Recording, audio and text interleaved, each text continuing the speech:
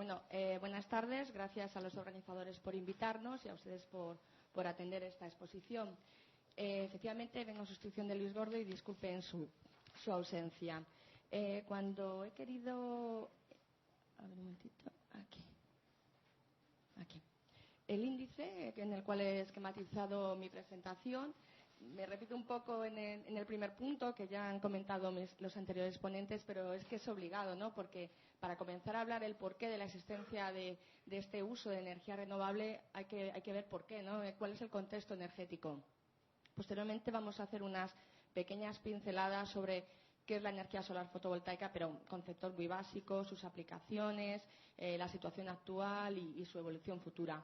Y en el tercer punto, un poco me he tomado la libertad de situar la energía solar fotovoltaica en un marco un poco más amplio, es decir, no quedarnos solamente en el uso de la energía solar fotovoltaica en un edificio, una edificación, sino su integración o su interrelación con otras fuentes y con otros criterios que hacen de la edificación un uso de la energía sostenible o eficiente. Bueno, un poco como ya han esbozado los anteriores ponentes, vamos, no hay más que ver la prensa y desde hace años como la demanda energética en los países desarrollados va en continuo crecimiento, pero tenemos ahí dos puntos bastante importantes a considerar, y es que existe una serie de países subdesarrollados que tendrán que acceder también a esta energía, al uso de esta energía, y unos países emergentes que están también en un proceso de desarrollo que van a dar un tirón fuerte de esa demanda. Con lo cual, en principio, entre que, digamos, las reservas de energía convencional o fósil tienen sus días contados, pues esta demanda más esta situación política que antes se ha esbozado hace que haya que buscar una solución, ¿no? Aparte, por supuesto, de los criterios medioambientales que hacen que las emisiones sean cada vez mayores. La alternativa renovable es una alternativa a esa situación anterior porque, lo primero, son abundantes. Además, no solamente, como se mostró en un mapa que presentó don Valeriano, existe una radiación solar en países subdesarrollados muy fuerte, sino que podemos hablar de un potencial eólico en otros países, una existencia de cereales, de restos orgánicos, de aceites de origen vegetal que pueden hacernos pensar en su aplicación en otras renovables, biocombustibles, biomasa, no solamente la solar o eólica. Es decir, es una alternativa que es abundante, que la podemos encontrar en cualquier lugar del planeta, que es limpia, es modular y, como ha dicho antes don Sergio, a lo largo de los años, sí, don Sergio, va a ser competitiva. O sea, algunos ya los costes son competitivos y otros en un plazo muy reducido lo van a ser. Bueno, gracias, ya lo dejo así. Gracias. Conclusión, es insostenible e inestable por una cuestión medioambiental, política, porque no da respuesta a las demandas actuales del mercado. Y las renovables tienen su hueco y es importante considerar que pueden aportar al mundo energético un papel bastante fundamental.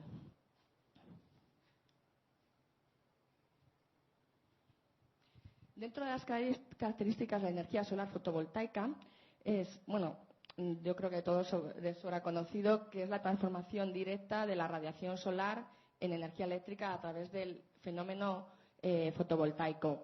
Comparte con las otras renovables dos aspectos muy importantes. Es que no contaminan, es renovable, es modular, pero además tiene dos características peculiares que la hacen altamente atractiva, y es que requiere poco mantenimiento. Una instalación fotovoltaica requiere muy poco mantenimiento. No requiere un personal que esté ahí al tanto de unas turbinas o unos motores, ¿no? Es bastante sencilla. Y también que generan electricidad allí donde se consumen.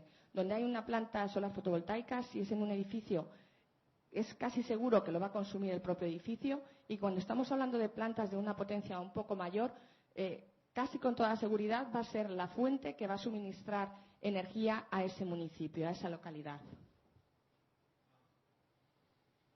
En cuanto a usos de la energía solar fotovoltaica, hay dos fundamentales.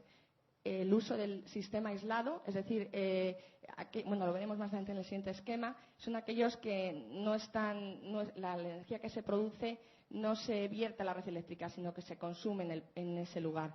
mm, guarda un recuerdo muy emotivo los sistemas aislados, porque no olvidemos que han jugado un papel importante en lo que ha sido el desarrollo de la tecnología, ¿eh? Y crecieron por una necesidad o surgieron por una necesidad y han sido un pie que, aunque luego haya habido un contexto jurídico, económico que ha potenciado la energía solar fotovoltaica, tienen un lugar muy importante los aislados.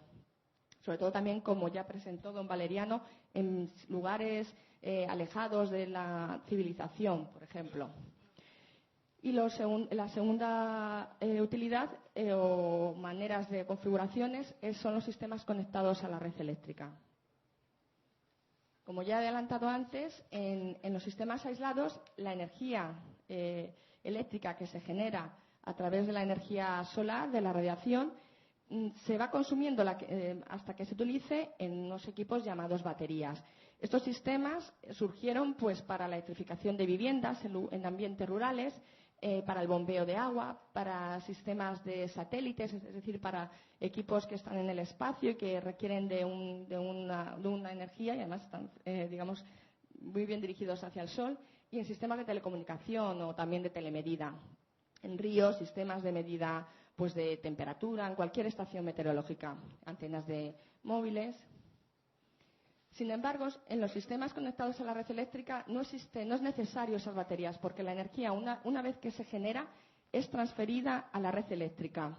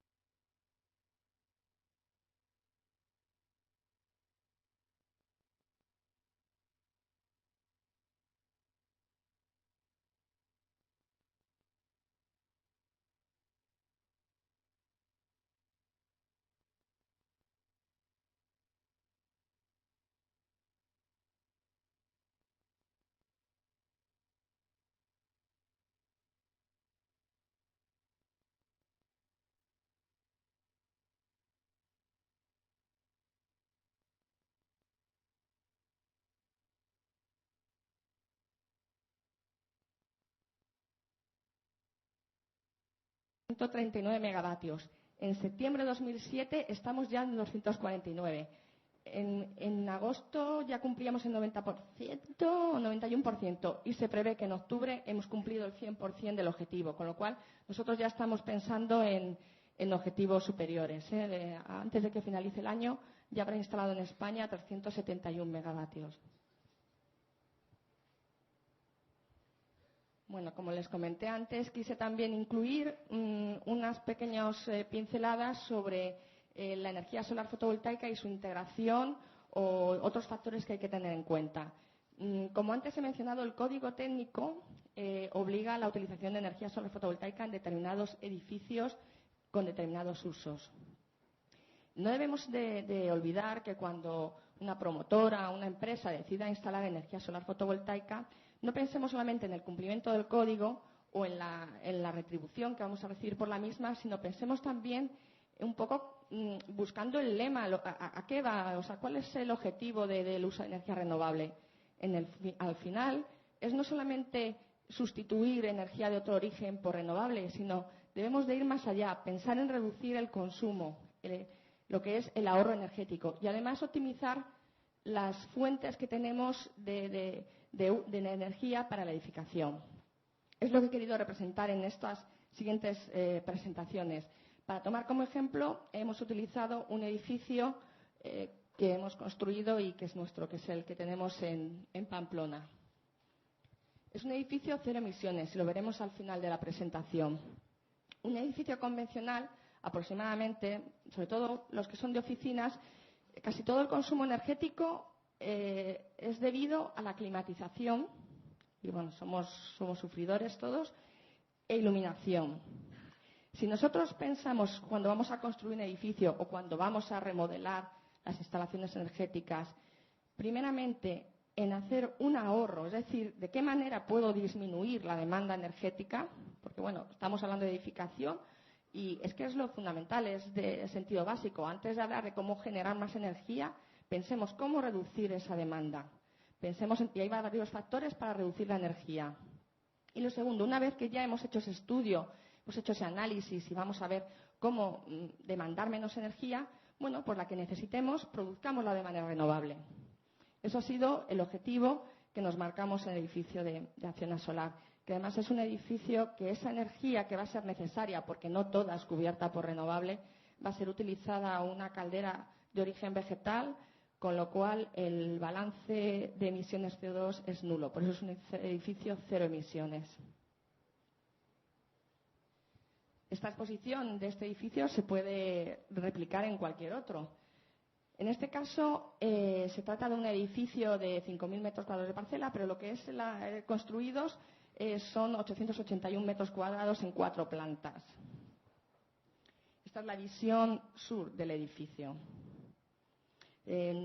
Antes de que fuese obligatorio el código técnico, utilizamos los criterios, el RITER, también la directiva europea de lo que es edificación sostenible. O sea, utilizamos todos los criterios que había en ese momento para buscar nuestro objetivo, que era un edificio cero emisiones. Como antes había avanzado, hay que buscar primeramente el ahorro energético. El ahorro energético se basa en 2 pilares fundamentales y es la arquitectura. Cuando los arquitectos diseñan el edificio, pues que utilicen criterios energéticos eficientes de tal manera que su consumo sea menor. Lo vamos a ver en el ejemplo. Y luego también en las instalaciones. Ahí lo vemos en muchos edificios que están sobredimensionadas. En verano nos morimos de frío y en invierno nos morimos de calor. Entonces, hay que pensar mucho eso. ¿Qué tipo de instalaciones vamos a instalar? Valga la redundancia, ¿no? Hacer un buen estudio inicial previo. Luego, los equipos que utilicemos, por favor, que sean eficientes. Hay mucha pérdida también de energía y de dinero en uso de sistemas ineficientes. Complementémoslo con energías renovables. Y bueno, es importante también hablar de elementos bioclimáticos, bioconstructivos, que son menos dañinos con el medio ambiente por su origen y por la manera luego de reciclarse. Y también que a la hora de verdad, aunque en un primer momento requieran un desembolso inicial mayor, tiene otro tipo de ventajas, ¿no? Que es a la hora de los desechos que originan o incluso de de la sensación de confort, o en otros palpables y otros que son económicos. En lo que se refiere al primer criterio que habíamos comentado, arquitectónico, lo primero que hay que hacer es procuremos, en la medida de lo posible, ¿no? Luego cada aplicación particular tiene sus restricciones, entonces intentemos aplicar lo máximo posible y si no, lo que se pueda, ¿no? Pero procuremos no diseñar todas las fachadas iguales. La fachada que da al oeste, que luego cae el sol, procuremos que no tenga grandes ventanales, que nos va a dar todo el sol directamente y va a producir un calentamiento en verano bárbaro. En este edificio, por ejemplo, en el sur, se han construido, todo lo que se ve en esa fachada son módulos fotovoltaicos integrados.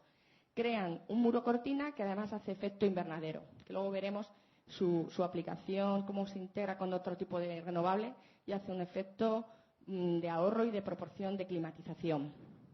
Además, también estos módulos fotovoltaicos hacen de parasol y además dentro dejan pasar la luz, pero no al 100% para que no se caliente la estancia. La fachada norte tiene cerramientos que procuren que entre la luz, pero no que sean algo más pequeños para evitar las pérdidas, ¿no? No solamente hay que pensar en el calor que entra, sino que no salga en la época de invierno. La fachada oeste, como antes he comentado, es donde está el logo, no tiene cerramientos. ¿Qué se ha procurado ahí? Pues poner zonas comunes como escaleras, baños, es decir, dependencias que no requieren de una luz natural, o zonas de almacén. Y la fachada este, bueno, pues tiene unos cerramientos, pero algo pequeños, menores, para evitar igual el calentamiento cuando sale el sol.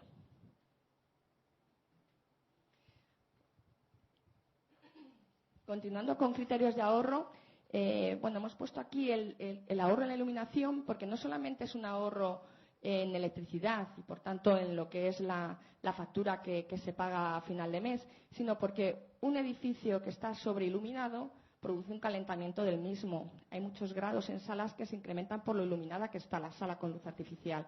En la medida de lo posible, intentemos utilizar luz natural, que no es posible, iluminemos de forma distinta según el uso. No es lo mismo donde está una persona trabajando que una zona de pasillo.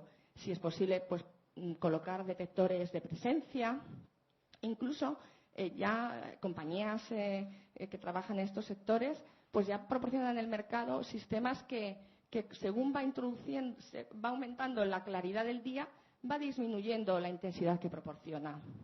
Bueno, ahorro de agua, etcétera. Una definición, un diseño de los sistemas que puedan además utilizar fuente renovable para calentar y enfriar el edificio. No quiero tampoco extenderme mucho, pero luego veremos una diapositiva que podré explicar un poco. En este caso, existe un sistema de circulación por techos y suelos que produce la climatización, calor en invierno y frío en verano, con una distribución de agua fría. Todo este edificio pues está controlado y monitorizado para que puedan, digamos, actuar un sistema u otro según las condiciones climáticas externas y la demanda interna.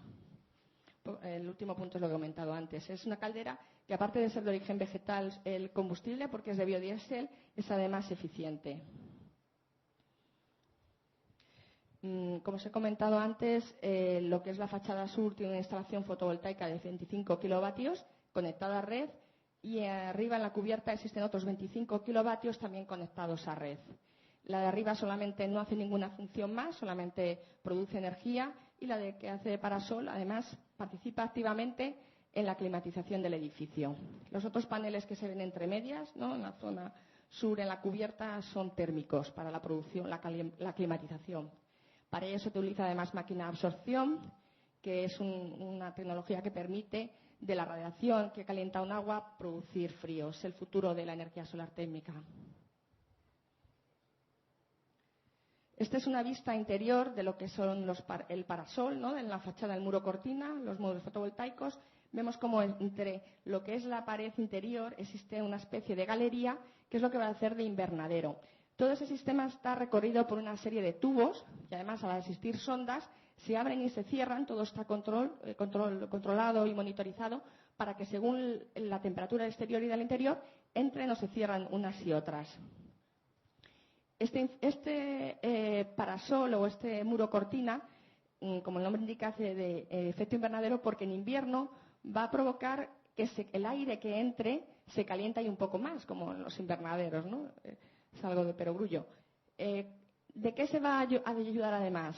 En la zona noreste existe una instalación de tubos enterrados por las cuales va a haber un sistema de circulación de aire que va a ayudar a que el sistema o el edificio no necesite de climatización. Nos vamos a basar en ello, apoyar en la temperatura prácticamente constante de la Tierra a lo largo del año. La Tierra en época de verano está más fresquito, tiene una temperatura inferior a la exterior y en invierno, al contrario, superior. Por lo tanto, en época de invierno, el aire que entra por esos tubos se abrirán las compuertas cuando así las distintas sondas lo determinen, subirá por el invernadero y se calentará aún más ese aire y se distribuirá ese aire por el edificio. En verano, el invernadero no actuará, sino que el aire que entra por esta pequeña geotermia subirá por otros conductos que existen en el interior del edificio para que no se sobrecalienten. Es más, se cierra el efecto invernadero para que haga de chimenea, haga efecto chimenea. ¿Cuál es el balance energético que se va a reflejar en este edificio y que se puede, replicar en cualquier otro en la medida de lo posible? Como comentaba al principio, un edificio convencional demanda 254.800 aproximadamente. Es para hacer la equivalencia del edificio que he discutido si no hubiese utilizado ni criterios de ahorro ni uso de renovables. Supongamos que el consumo, que es así, 254.800 kilovatios hora para climatización y 91.000 para electricidad. Si utilizamos criterios de ahorro, uso de sistemas eficientes y uso de energías renovables, vamos a ver cómo nuestro balance energético es bastante positivo. No sé si lo ven bien desde ahí lejos. La primera cifra de arriba son 67.561 kilovatios hora. Bueno, es una cifra, lo pueden ver por la proporción, que es simplemente energía que vamos a dejar de consumir en climatizar por haber usado criterios de ahorro en la arquitectura. Es decir, lo de las fachadas, materiales que utilizamos, de impermeabilización, fachadas ventiladas, el factor de forma, por ejemplo, la envolvente de los edificios es muy importante también, determinar una envolvente de edificio que haga que el consumo sea menor. Pues simplemente esa primera porción va a ser dejada de consumir por utilizar criterios arquitectónicos de ahorro energético. La segunda cifra azulita, que viene a continuación, es el ahorro energético de climatización por los tubos enterrados, ¿no?, de aire, que, como os he comentado, tiene un uso en verano diferente al del invierno. La siguiente cantidad, que son los 60.230, es el ahorro energético que obtenemos gracias al uso del muro cortina, que es la climatización o la aportación de calor en los meses de invierno. La siguiente cifra en color verde es el ahorro, lo que proporciona de energía, el equivalente energético que nos está proporcionando la energía solar térmica. Bueno, que no ha sido objeto de esta presentación, pero que también tiene un uso bastante importante en la edificación, tanto para viviendas, oficinas como uso industrial. Pues 72.000 kilovatios hora son proporcionados por la instalación solar térmica. Con lo cual, de toda la demanda de climatización, solamente serán necesarios, no llega ni a 40.000 kilovatios hora, que será proporcionada por la caldera convencional. En este caso, se utilizó de biodiesel. Y en lo que respecta a electricidad, por un lado, la cifra de arriba, en color un poco rosa fuerte, es la electricidad que se ha dejado de demandar por la utilización de criterios de ahorro energético, en lo que se refiere a luz, climatización, etcétera. Y la de abajo es la energía equivalente que será proporcionada por las instalaciones fotovoltaicas que están instaladas en fachada y en cubierta, que en un total suman 50 kilovatios, que no es una potencia exagerada para un edificio de oficinas. Y vemos cómo proporciona más del 50, o sea, un 60% de la electricidad demandada. Eso hace que en el balance económico la electricidad demandada por el edificio es cero, es decir, incluso es positivo, porque por el último Real Decreto, la tarifa que es aplicada se obtiene un balance positivo. y la única energía demandada son esos 39.000, que son además proporcionados por una caldera de origen vegetal, con lo cual el balance en emisiones de CO2 es cero. Y con esto ha terminado mi exposición y espero que haya sido interesante.